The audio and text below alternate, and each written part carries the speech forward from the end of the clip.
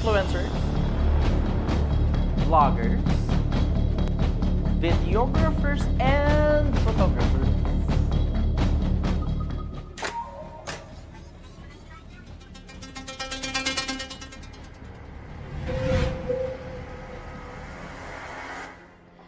Nakita ninyo ginawa nung isang siraulong negosyante para sa pera, para sa katanyagan, para sa sarili niyang negosyo, na maraming tao ang nasaktan.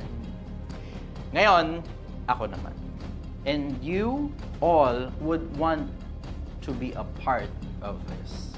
Kayo ang gagawin kong bida, kasama ng maraming mahihirap nating taong bayan nang walang naaagrabyado, walang niloloko, walang tinatarantado. Lahat, welcome. Kaya naman, PM nyo ko as soon as possible.